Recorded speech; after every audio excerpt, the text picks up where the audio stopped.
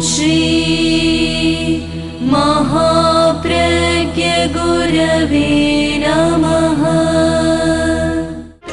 जिसके सांसों में रहता है शाश्वत शांति का स्पंदन, उस महाप्रज्ञ को वंदन, उस महाप्रज्ञ को वंदन। सत्य अहिंसा अनेकांत को अर्पित जिसका तन मन, उस महाप्रज्ञ को वंदन, उस महाप्रज्ञ को वंदन। जिसके सांसों में रहता है शाश्वत शांति का स्पंदन, उस महाप्रज्ञ को वंदन, उस महाप्रज्ञ को वंदन।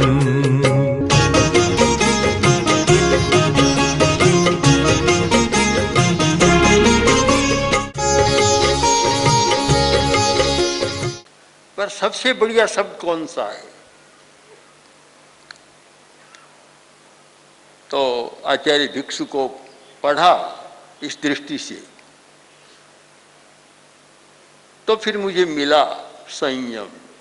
संयम यह साधना के शब्दकोश का सबसे महत्वपूर्ण शब्द है, संयम। आचार्य भिक्षु ने धर्म की कसौटी संयम के आधार पर की थी कि जहाँ संयम है वहाँ धर्म है, जहाँ संयम नहीं है वहाँ धर्म का अवकाश भी नहीं है।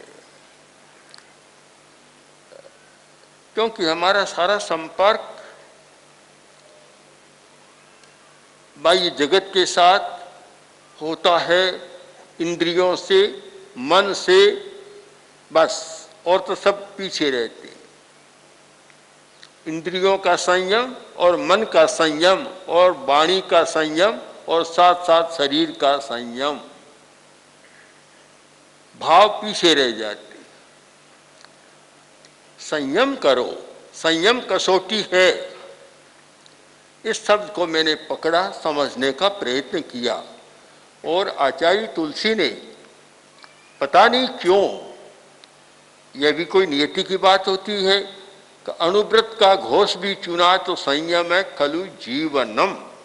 एक ऐसी कसौटी बन गई कि किसी व्यक्ति को जीना है, जीवित रहना है, तो संयम के बिना वह जी नहीं सकता। जल्दी मरना हो, आबादी को कम करना हो तो असंयम सामने आ सकता है, किंतु अच्छा जीवन जीना है तो सबसे बड़ा महत्वपूर्ण शब्द है संयम। और मेरे हाथ में एक पुस्तक आ गई, अनुशासन संहिता। 6 महीनों तक एक एक दिन का एक एक जो आलेख है उनका संकलन है, 6 महीनों का अनुशासन संहिता। और अनुशासन संहिता को आप पढ़े देखेंगे तो आपको पता चलेगा कि संयम की छत्र छाया में अनुशासन चलता है। अनुशासन निष्पत्ति है। अनुशासन न थोपा जा सकता, दंड तो थोपा जा सकता है, अनुशासन नहीं थोपा जा सकता। अनुशासन जबरदस्ती नहीं कराया जा सकता, वह तो भीतर से उपजने वाला एक ऐसा फूल है कि जिसकी परिमल सुगंध अपने पूरे जीवन के कण कण में फैल जाती है। ये भीतर से आने वाला आयाम है, बाहर से नहीं आता अनुशासन। पर अनुशासन किस व्यक्ति के जीवन में आता है कि जिस व्यक्ति के जीवन में संयम है। अगर कोई मुझे पूछे कि अनुशासन पहले या संयम पहले, तो मेरा उत्तर होगा पहले संयम और फिर अनुशासन। अनुशासन की बात है, संयम नहीं है तो अनुशासन दहलीज तक भी नहीं जाएगा, भीतर कमरे में तो उसका प्रवेश ही नहीं होगा, घर में प्रवेश नहीं होगा, बाहर ही बाहर रह जाएगा। संयम ये बड़ा एक महत्वपूर्ण है। और इस अनुशासन संहिता में 6 महीने के जो आलेखों के संकलन में आपको लगेगा कि आचार्य भिक्षु ने किस प्रकार संयम को आगे रखकर और अनुशासन के सूत्र दिए हैं। आज बड़ा प्रश्न है कि अनुशासन कैसे चल रहा है, तेरापंथ का संगठन इतना कैसे चल रहा है, एक सामने प्रश्न है। इस प्रश्न का कोई उत्तर पाना चाहिए तो शायद ये पुस्तक उनके लिए पर्याप्त है, और ऐसी पुस्तक है जो तेरापंथ के रहस्य को समझना चाहे, आचार्य भिक्षु को समझना चाहे, उन्हें यह पुस्तक अवश्य पढ़नी चाहिए। एक बार का प्रसंग है, आचार्य तुलसी गुजरात की यात्रा में थे और संभवतः पालनपुर की बात है। गुरुवर पधारे, एक मूर्ति पूजक समाज के एक आचार्य आए, मिलने आए, बातचीत हो रही थी। तो बातचीत के दौरान पूछा, आचार्य जी आपके शिष्य कितने? तो गुरुदेव ने कहा 700। अरे 700, क्या आपको नींद आती है? नींद आती है? आचार्य जी ने कहा मुझे बहुत अच्छी नींद आती है। क्या नहीं, मैं नहीं मानता, मैं नहीं मानता। काफी बात की इस विषय में, चले गए, रात का समय था, चले गए। सुबह सूर्योदय के साथ साथ फिर आए और फिर वही प्रश्न, आचार्य जी क्या आपको नींद आती है? बड़ा प्रश्न था। आचार्य जी ने कहा क्यों नहीं आती? मुझे आती है। कि मैं नहीं मानता। क्यों? कि मेरे तो 7 शिष्य है तो भी मेरी नींद आराम रहती है, 700 शिष्य हो और नींद आए, मैं तो ये बात मान नहीं सकता। तब आचार्य वर ने कहा कि देखिए, आप कहते हैं वह बात भी ठीक है, मैं कहता हूं वह बात भी ठीक है। सापेक्ष दृष्टि से विचार करें, अनेकांत की दृष्टि से, कि आपकी बात भी सही है और मैं कहता हूं वह भी सही है। सही क्यों है मैं कहता हूं वह? कि आचार्य भिक्षु ने हमें ऐसा अनुशासन दिया था, ऐसा संयम का पथ दिया, उस पर चलते हैं तो 700 नहीं 7000 शिष्य हो जाए तो भी नींद उड़ने की जरूरत नहीं है। और अगर वह न हो तो साथ में भी नींद शायद न आए, हो सकता है। मैं मानता हूं जो व्यक्ति इस पुस्तक को पढ़ेगा तो उसे स्वयं पता लगेगा कि नींद कैसे आती है और नींद हराम कैसे होती है, दोनों बातों को पता लग जाएगा।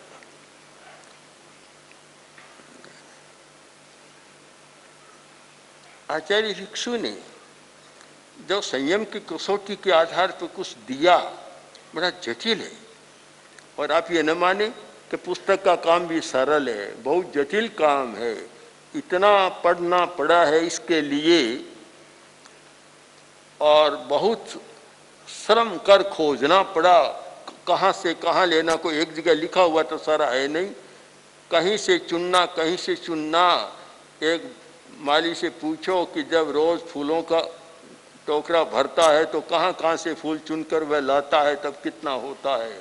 तो इसके लिए तो पता नहीं कितना करना पड़ा और बहुत करना पड़ा है, किंतु यह भी सरल हो जाता है कि इसमें कुछ हमारे सहयोगी सहयोग भी करते हैं। मैं तो केवल बस खोज लेता हूँ, बता देता हूँ, बाकी सारा काम करने वाले करते हैं, इसलिए सुविधा हो जाती है। पहले की बात है, विद्यानंद जी ने भी पूछा कि आप इतना कैसे लिखते? अभी मुंबई में राष्ट्रपति आए और 5 पुस्तकें पढ़कर आए थे, तो बैठते ही पहला प्रश्न था कि आप इतना कब लिखते? मैंने कहा मैं तो बहुत कम लिखता हूँ, बहुत कम लिखता हूँ, ज़्यादा लिखता भी नहीं, किंतु प्रतिदिन चलता है और हो जाता है। दूसरी बात कि मैं लिखने के झंझट में नहीं जाता। प्रतिलिपि कौन करेगा, वह कौन करेगा, प्रूफ कौन देखेगा, सारे झंझटों से आजीवन मुक्त रहा हूं। आजीवन का संन्यास है मेरा, सदा संन्यास रहा, कभी ये नहीं करता, इसलिए कभी भार भी नहीं होता। अगर मुझे कोई कहे कि ये प्रूफ देखना, शुद्ध करना है, तो वह पुस्तक 5 वर्ष तो नहीं आएगी कम से कम। और मैं जानता भी नहीं कि ये लकीरें खींचते इसका मतलब क्या है। कभी पूछना पड़ता है ऐसी क्यों खींची, पता ही नहीं है शुद्ध अशुद्ध करने का क्या तरीका है। नहीं नहीं, गलती भी नहीं देखता हूँ और तरीका भी नहीं जानता शुद्धि करने का। साधु विशुद्ध विवाह काम करती है मेरे पास, मैंने कई बार पूछा ऐसा क्यों किया, इसे समझ जाएगा क्या कि ये तो समझते हैं रीत है ये तो। मैं कहा सामने वाला समझ जाएगा और गलत पकड़े नहीं कि इसकी रीति यही। तो इस कार्य में जो संकलन में समायोजन में समय लगाने में इतना समय लगा है, तो साध्वी विश्व विवाह का भी बड़ा योग रहा है। क्यों मेरे पास काम करना बड़ा कठिन है। कोई भी मेरे पास बैठ के लिखते हैं, बीच में कोई आदमी आया आधा घंटा तो उपवास ही कर लो, फिर काम नहीं होता। अगर धैर्य न हो और प्रतीक्षा न करना जाने तब तो दूसरे दिन कह सकता है कि हम तो यह काम नहीं कर सकते। ऐसा तो है नहीं कि मैं एकांत की हिमालय की गुफा में बैठकर लिखूं या लिखाऊं। एकदम सबके बीच में बैठकर काम करता हूं तो ये जटिलता भी होती है, लोग आते रहते हैं, बात भी करनी होती है जरूरी। कभी कोई कुछ कहता है, कोई भी कुछ कहता है, तो इधर बातें भी चलती है और हमारा काम भी चलता रहता है। दोनों में समझौता है, काम भी चले, बातें भी चले और काम भी चले, तो ये सारा होता रहता है। फिर भी कुछ व्यक्ति निष्ठा से काम करते हैं। मुनि धनंजय जी इसमें बहुत निष्ठा से काम कर ही रही हैं साहित्य के संपादन का। तो ये निष्ठा से जब काम करते हैं तो शायद मेरा समय एक इस पुस्तक में अगर मैं अकेला सारा काम करता तो सही आपको कहूँ 2-4 वर्ष तो नहीं होती। जब कुछ लोग कर लेते हैं तो बड़ी सरलता से काम हो जाता है, सामने आ जाती है। तो मैं कहता हूँ ये अनुशासन संहिता शायद इस भिक्षु निर्वाण द्विशताब्दी का एक अमूल्य ग्रंथ है। अमूल्य इस अर्थ में कि मैंने इसका कार्य किया इसलिए अमूल्य नहीं, किंतु इसमें जो आया है उसका मूल्य नहीं आंका जा सकता। एक बार का प्रसंग है कि राजा के सामने एक जौहरी आया और बोला महाराज मेरे पास 99 रत्न है और उसका कोई मूल्य बता सके। आपकी राज्यसभा में ऐसा कोई चतुर मंत्री विद्वान हो जो इसका मूल्य बता सके तो मेरा काम सरल होगा, मैं तो बहुत उलझा हुआ। राजा ने देखा, एक मंत्री बोला महाराज ऐसी क्या बात है, मैं बता दूं। सबके लिए संभव नहीं था ऐसे मूल्य बताना। तो उसने एक युक्ति से काम किया कि 99 गिलास मंगा ली, गिलास में पानी, और ये के लिए कि जिस माणिक्य का, माणिक्य लाल होता है और सबसे बढ़िया कीमती पत्थर होता है, कि इस माणिक्य का, जिस माणिक्य का इस गिलास में पूरी में रंग फैल जाएगा और बाहर तक उसकी आभा चलेगी, उसका मूल्य होगा 2 लाख रुपया अथवा किसी का 5 लाख रुपया। परीक्षा की, गिलासें मंगाई गई, रखा तो परीक्षा होती चली गई कि गिलास पूरे अरुणिम रंग से लालिमा लिए हुए सारा पानी हो गया और निर्णय दे दिया कि इसका कितना मूल्य है। आया था राजा की परीक्षा करने के लिए और उसकी परीक्षा हो गई। तो बड़ा कठिन काम होता है, बड़ा कठिन काम। आचार्य भिक्षु ने भी बहुत परीक्षा की थी और उनका विश्वास था परीक्षा में। जगह जगह उन्होंने लिखा परखो परखो परखो, परीक्षा करो। ऐसी आंख मूंद कर किसी बात को स्वीकार मत करो, परीक्षा करो। उन्होंने जब उदाहरण की भाषा में कहा था कि कोई भी आदमी 2 पैसे का घड़ा लेने जाता है तो भी टकोरा मारता है, ठोला मारता है, फिर घड़ा खरीदता है, तो भला धर्म का क्षेत्र तो इतना गहन जटिल है, संयम का क्षेत्र इतना विशाल है कि तुम परीक्षा किए बिना अगर चलोगे तो अच्छा नहीं होगा। तो यह परीक्षा का एक महान उदाहरण हमारे सामने है कि उन्हें परखा, परीक्षा की, और जो दिया, मैं कह सकता हूँ कि अनुशासन के क्षेत्र में कुछ पुराने आचार्यों ने लिखा है, कुछ हमारी संहिताएं हैं, ये स्मृतियां हैं। उन वैदिक साहित्य में स्मृतियों का बड़ा महत्व है, उसमें अनुशासन के बारे में काफी है। महामात्य कौटिल्य ने भी अनुशासन के बारे में बहुत लिखा है, किंतु अनुशासन के बारे में सांगोपांग ऐसे लेकर है तक हर पहलू पर अगर किसी ने विचार किया है तो वह नाम है आचार्य भिक्षु। इतनी गहराई से चिंतन किया, विचार किया अनुशासन पर, संगठन पर, कि कोई भी संगठन कैसे पवित्र रह सकता है, कैसे चिरजीवी रह सकता है, अनुशासन कैसे शिरोधार्य हो सकता है, इन सारे पहलुओं पर जो चिंतन किया है अद्भुत और विलक्षण मानता हूँ। और अभी तो मेरे सामने कोई भी ऐसा ग्रंथ नहीं है, हो सकता है पश्चिमी दार्शनिक भी इस बारे में काफ़ी सोचते हैं, विचार करते हैं, और अनुशासन के बारे में भी उन्होंने विचार किया है, किंतु इतना सांगोपांग विचार किया हो अभी मेरे सामने नहीं आया।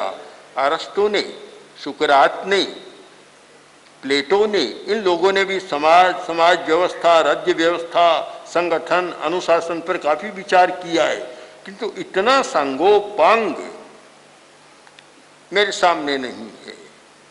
बस एक ही बात है कि भिक्षु स्वामी का सारा चिंतन एक साधु संस्था को सामने रखकर था कि साधु संस्था तेजस्वी कैसे रहे, संगठन मजबूत कैसे रहे, और अनुशासन का महत्व कैसे रहे, वह शिरोधार्य कैसे रहे, इस बात पर उनका बल था और वह कार्य किया।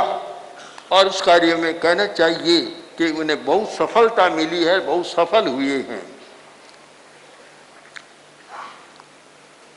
कठिनाई अनुशासन की कहाँ होती है, मैं आपको एक कहानी सुनाऊं, छोटी सी कहानी।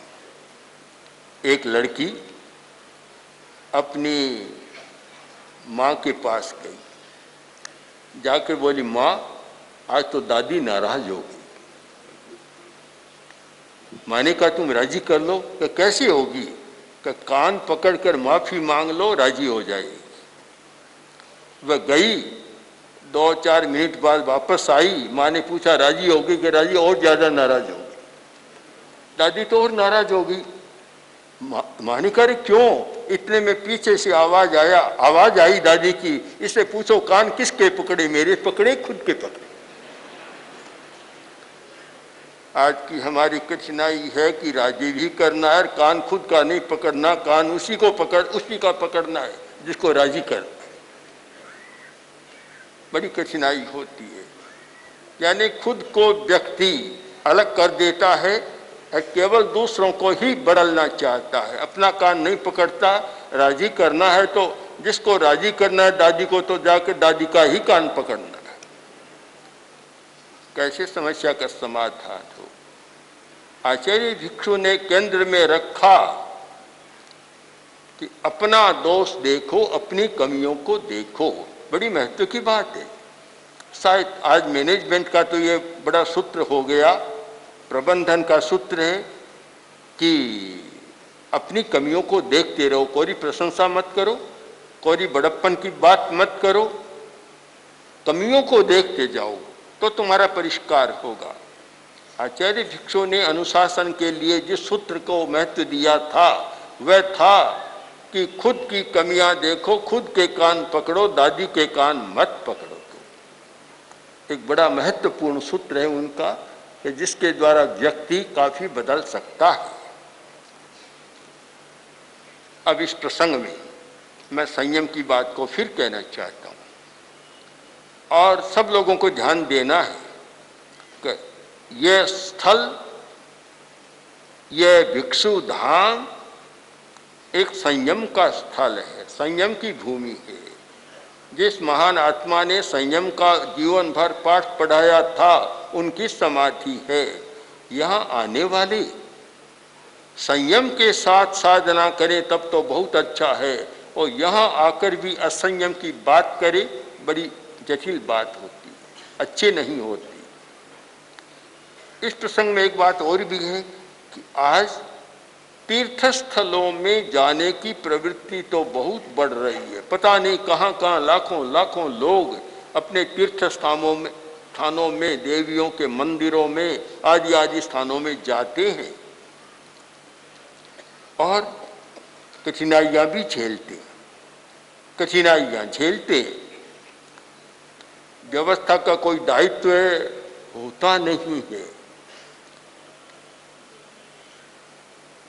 जहाँ तक मुझे पता है, बहुत जगह लोग अपने भरोसे ही जाते हैं, अपने स्थान पर जाते हैं। वैष्णो देवी के मंदिर पर लाखों लोग जाते हैं, तो वहाँ हिमालय पर कहाँ रहने का स्थान होता है? जाते हैं, नमस्कार करते हैं, आ जाते हैं, बात हो जाती है। यहाँ की स्थिति थोड़ी भिन्न है और इस पर ज़्यादा ध्यान देना है कि आने की प्रवृत्ति तो बढ़ी है। जैसे अभी हमारे किसी ने कहा था कि भिक्षु स्वामी आप आए तो आपको भी दिखाएं कि इतनी बड़ी सभा आपने भी कभी नहीं देखी। तो आने की प्रवृत्ति तो बढ़ी है, बहुत लोग आते हैं, पर आने वाले जब आचार्य की सेवा में आए या भिक्षु स्वामी की समाधि पर आए तो सबसे पहले संयम का जल पीकर आए। संयम का ऐसा जल पिए कि फिर प्यास न लगे, और रहे तो संयम के साथ, जाए तो संयम का पवित्र गंगा जल लेकर ही चले जाएंगे। तो फिर ध्यान दें कि व्यवस्था करने वालों का भी एक कर्तव्य है कि आने वालों के साथ मधुर व्यवहार करें, मीठा व्यवहार करें, कहीं भी वाणी में कटुता न आए और कुछ तो आए ही नहीं। और जो यात्री आते हैं उनका कर्तव्य है कि स्थिति को देखें कि इस बिना गांव, अग्राम ग्राम, जो गांव बसा है, अग्राम कोई गांव बसा हुआ नहीं है, वहाँ तो इतना होता है तो ठीक है, नहीं तो बहुत लोग जंगलों में भी पड़े रहते हैं। तो इसलिए यह आग्रह न हो और खींचातानी भी कहीं न हो, क्योंकि इस पवित्र कार्य में, पवित्र स्थल पर और पवित्र उद्देश्य के साथ कि जहाँ भिक्षु की निर्वाण द्विशताब्दी मना रहे हैं और उनके संयम और अनुशासन के गुणगान कर रहे हैं, तो हमारे जीवन में भी कितना संयम और कितना अनुशासन आए। हम वाणी का भी संयम करें, अपनी आकांक्षा का भी संयम करें, सुविधा का भी संयम करें, और जिस स्थिति को हो उस स्थिति में हम प्रसन्नता का अनुभव करें। तो इन दोनों बातों पर व्यवस्था करने वालों को भी ध्यान देना है और आने वाले यात्रियों को और ज़्यादा ध्यान देना है और स्थिति का अध्ययन करना है। तो मैं समझता हूँ कि इस आयोजन का मूल्य बढ़ेगा, और यहाँ आकर भी स्थान आदि को लेकर परस्पर में तू मैं होती रहे तो क्या समझेंगे आचार्य भिक्षु को मनाने आए हैं या और कुछ लेकर आए हैं। बहुत गंभीरता से इस पर ध्यान दें, ऐसा कभी नहीं होना चाहिए। जितने लोग आज हैं, मैं समझता हूँ इस बात को और भी बताया जाए, महाश्रवण बता देंगे फिर, तो सब लोगों को चिंतन करना है और बड़े संयम के साथ काम करना है, और इस बात को याद रखना है, याद कि हमें आचार्य भिक्षु की वाणी का अनुसरण करना है, अनुसरण करना है, अच्छी बात को ग्रहण करना है और उनके पद चिन्हों पर चलना है। तो फिर हम अगर 10 बार बोले ओम भिक्षु ओम भिक्षु ओम भिक्षु, तो बीच में एक बार बोल दे ओम संयम ओम संयम ओम संयम, तो भिक्षु स्वामी ज्यादा राजी होंगे। कोरा नाम लेने से राजी नहीं होंगे और ओम संयम बोलेंगे तो समझेंगे हाँ ये मेरा पक्का भक्त है जो मेरी बात को मान रहा है, कर रहा है। तो अब हमारा सारा कार्य संयम के साथ चले, इससे आयोजन की सफलता और आने वालों को भी बहुत लाभ मिलेगा। ओम आरहम। ओम श्री महाप्रज्ञ गुरवे नमः। ओम श्री महाप्रज्ञ गुरवे नमः। ओम श्री महाप्रज्ञ गुरवे नमः। ओम श्री महाप्रज्ञ गुरवे